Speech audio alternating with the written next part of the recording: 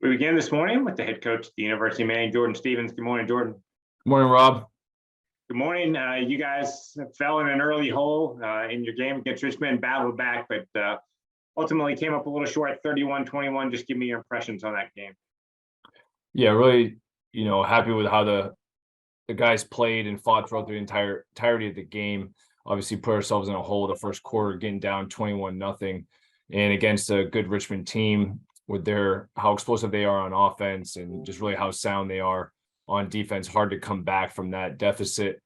With that being said, I mean, we still got to give ourselves a chance in the end to kick a field goal and possibly go on to a onside so we can get the ball back and try to tie it up, but weren't able to do that.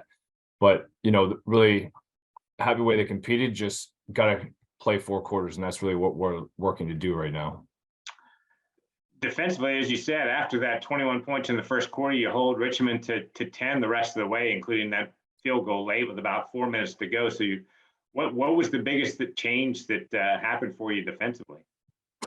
Yeah, I think just settling in, being able to settle into the game a little bit, which we have to do sooner. And really defensively, that's been our biggest crutch all year is, giving up scores early in the game.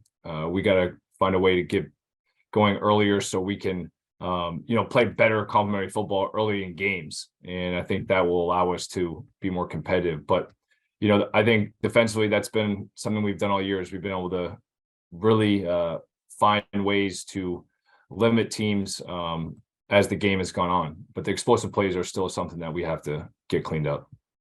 Is that offense that Richmond runs, it's sort of unique? Does it take a little while to just get used to the tempo and the speed of it?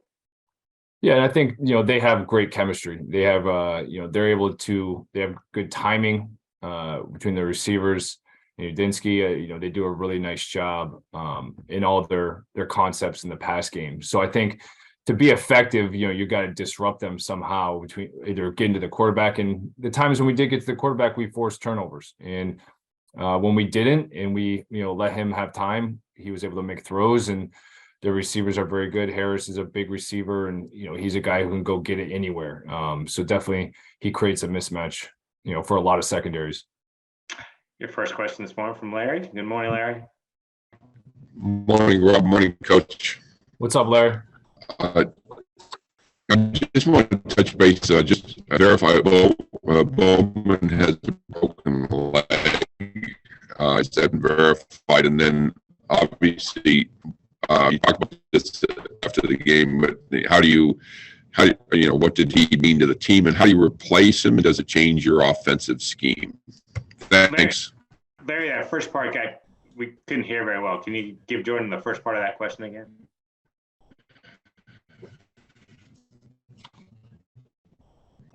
Yeah, I think it was about Sean. Okay. Sure. Sean Bowman, how much has he meant to the team? Yeah, and how do you replace him, and does it change your offensive scheme at all? Yeah, I mean, Sean, will be out, and he's a big component of this team. He's a captain, carries himself the right way on and off the field, mature player, really a pro off the field in terms of how he takes care of his body, how he prepares each week, and that's, there's a coincidence there. I mean, he goes out and plays that way as well. So a key part of our offense, a guy who's been huge on third downs as well as in the red zone. He's been really productive for us all year. So certainly a big loss just as a guy on the field leader. But he's handled it how we expected. He's carried himself really well the past couple of days with the injury, and will continue to be a leader of this team. But for us moving forward, we do have guys to be able to step in, obviously with Rohan, and do some other things creatively to give ourselves to be productive and move the ball efficiently.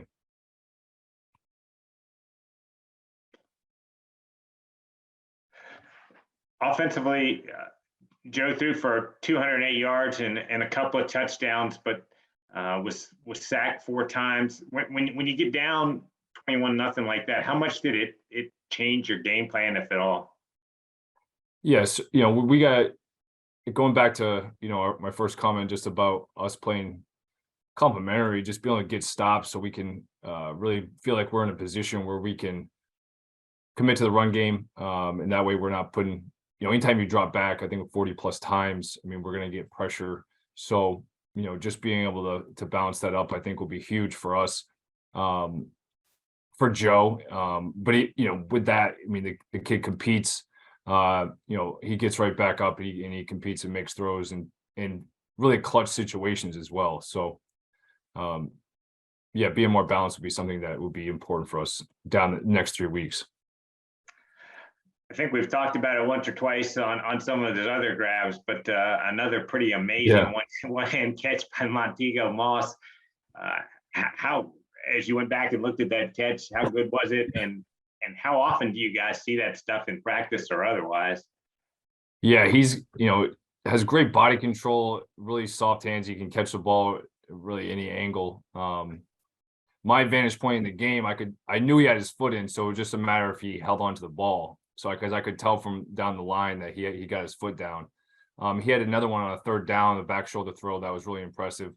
Him and Joe have a really strong chemistry, and they know where to put the ball in for Tigo to go get it. So yeah, we see that in practice. We get on him at times to put two hands on the ball, certainly in traffic, but in the red zone, he's a guy who can make the catch in a tight window.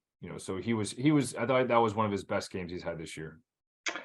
You guys get the touchdown from Xavier Scott on that reverse play, 28-21. Did you feel like at that point, and you touched on a little bit in your opening comments, but the momentum had gone your way? Did you feel like if you could have gotten maybe a stop there, after that touchdown, you put yourself in position to maybe to get that game to overtime? Yeah, we really did. I mean, we made it 28-21 at that point, and defensively did a really nice job getting a couple of turnovers in the second half to get it to that point, give our offense a short field. And we had punting too much, but we did punt, and we had all 6 punts inside the 20-yard line, and we had 4 inside the 10. So that became a big factor in the second half, in us getting field position and being able to score. So it felt like momentum was in our favor, and we were moving the ball well, but just came up short. Yeah. Good. Next question from Steve McDonald. Good morning, Steve. Morning, Rob. Thank you. Coach, thanks. You got University of Rhode Island coming up on Saturday. Your thoughts about the Rams? Yeah, really impressed with Rhode Island and, everything that they've done this year, and really going back to last year as well. And really efficient on offense. And Hill has done a great job just moving the ball for them. And their running attack is something that, we'll have our hands full with. And I think they do a really nice job being balanced on offense and finding ways to move the ball down the field. And, they've shown that they can win, and they can win close games. Obviously going to 7 overtimes. There's Monmouth this past weekend, right down to the last play versus William & Mary. I mean, they're one of the top teams in this league. So this is a huge game, as they all are, but even more so because it's our next one. And, really impressed with this team. Defensively, think that they fly around, and they play sound defense, and they're going to be prepared for us and ready to play. So this will be a really good matchup, and one we're looking forward to. Thanks, Coach. Thanks, Rob. Yeah. And you got a follow-up from Larry. Go ahead, Larry.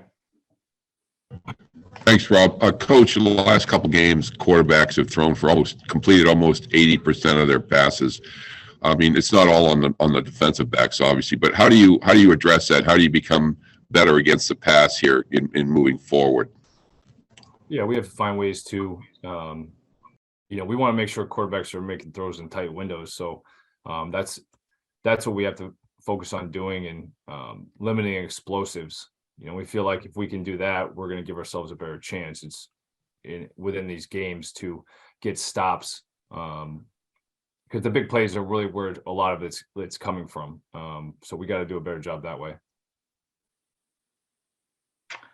All right, Jordan, thanks so much for the time as always today, and I look forward to talking again next week. Thanks, Rob. Have a good week. All right, you too.